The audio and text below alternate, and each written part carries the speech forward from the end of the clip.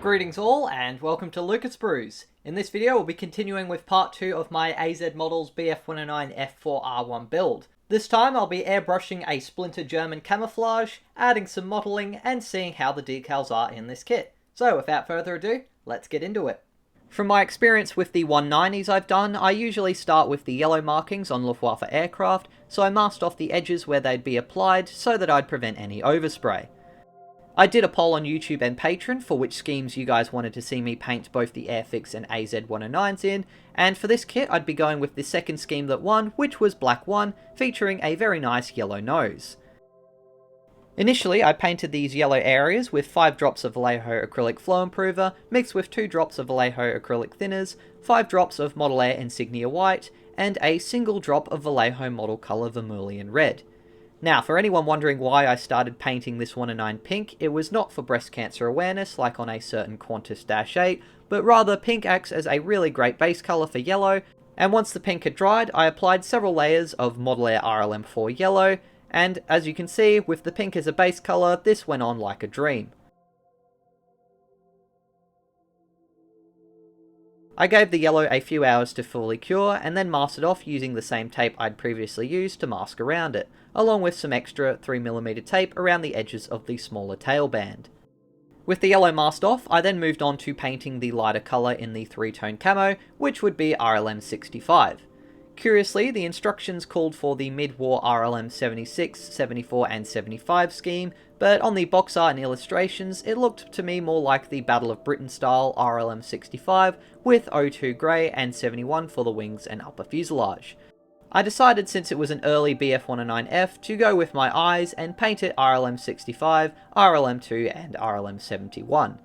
I like to paint the lightest colour first, so I mixed 7 drops of Vallejo acrylic flow improver with 2 drops of AK interactive thinners, and then 4 drops of AK interactive RLM 65 1941 variant. I then sprayed this gradually in the middle of each panel line, and then filled in the edges, building it up in several layers until I had a reasonably uniform layer of RLM 65 blue on the underside of the aircraft, the sides of the fuselage, and on the tail. I'd used some post shading on a few recent projects and really liked the effect, so I did some on this model by mixing in some white with the RLM 65 and then spraying it very finely onto the middle of the panel lines and the fabric divots. I tried to create a little bit of subtle variation by applying it more heavily onto some panels to not only add extra depth and detail, but also create these variations where some panels might have been replaced, repainted, or even aged a little bit faster. After the RLM 65 had dried for a few hours, I then masked it off using some tape and moved on to painting the upper surface.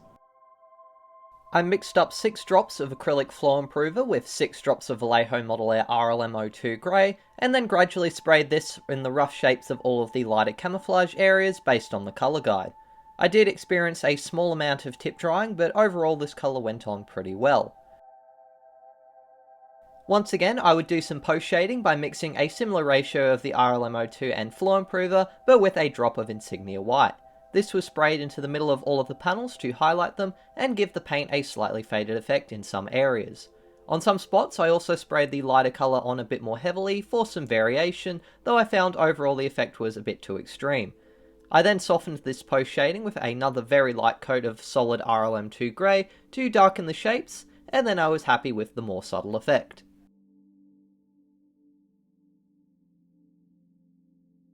I let the paint dry for a few hours, and so I could achieve a sharp splinter effect for the camouflage, I then used some 3mm masking tape to mask the edges of the RLM2 camouflage, and filled in the larger areas with some 9 and 18mm masking tape.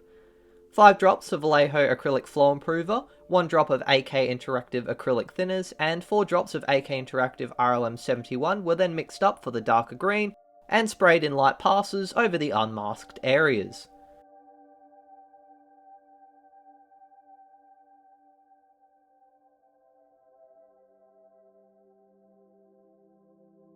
Eventually the RLM 71 was solid, so I once again did some post shading, but instead of white, I actually added a few drops of the RLM 2, which produced a less extreme result. But I still ended up doing another light coat of RLM 71 afterwards, just to keep the effect a bit more subtle. While the RLM71 cured, I then masked off part of the propeller and spinner and sprayed it with a few coats of Insignia White, and once that dried, I masked it off and painted the rest of the propeller and its blades with a coat of RLM70. My masking was a little bit wonky, but I would later do some touch-ups with a brush. Next, I removed all of the masking tape, and I was pretty happy with the result. There were a few small areas that needed touching up with the RLM71, RLM65 and the yellow, just to straighten some of the lines and fix some spots I'd missed when masking, but for the most part the masking had worked out really well.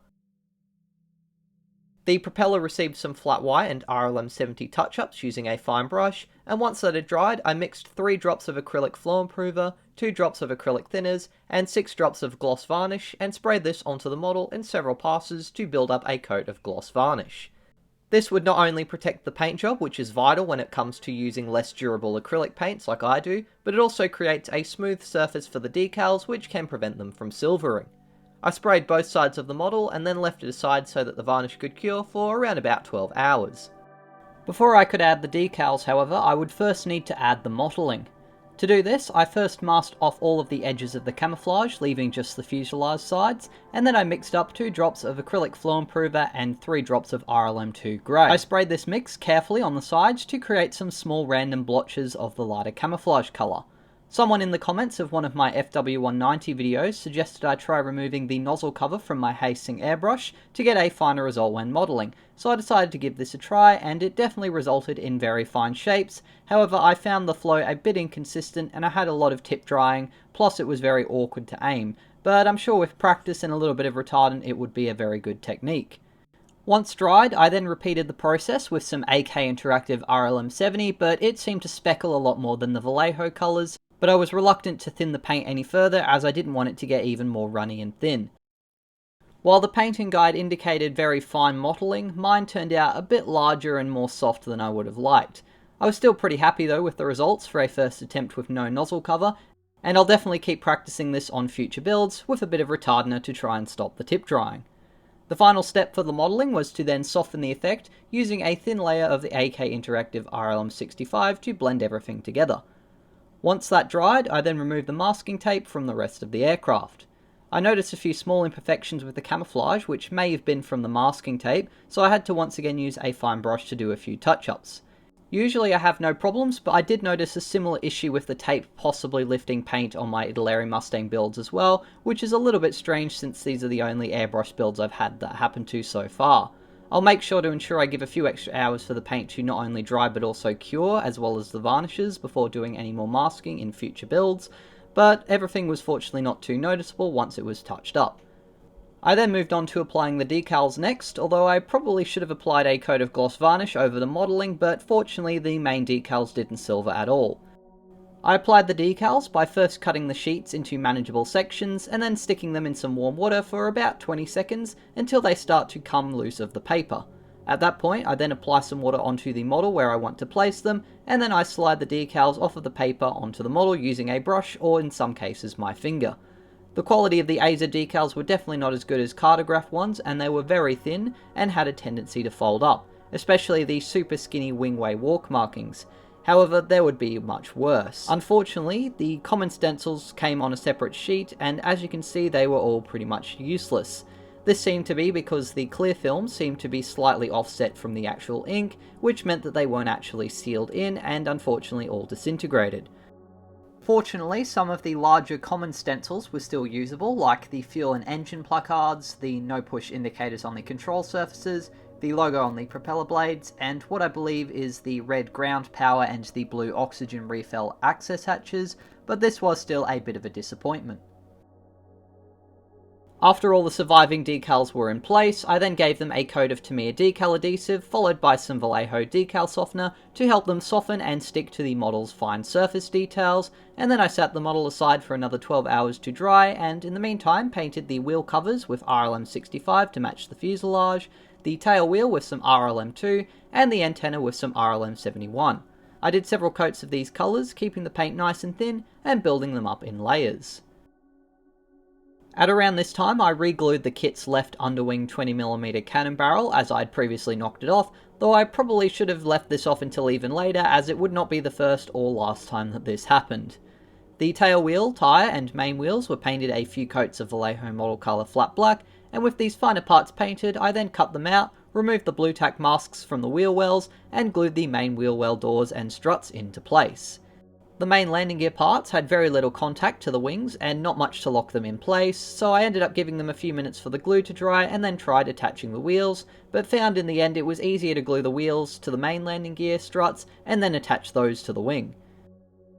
Once the wheels had been glued to the wings, I then set the model aside for them to dry for a few hours with no weight on them, and then after some small touch-ups, I finally mixed up 4 drops of acrylic flow improver with 8 drops of matte varnish into my airbrush, and sprayed the model in several light passes to build up a layer of varnish which would protect the mottling and decals, while also giving the previously glossy paint a more accurate dull finish. This process was repeated on the underside, and then I once again sat the kit aside for 12 hours for the varnish to cure before moving on to some weathering, which is what we'll be covering next time in part 3.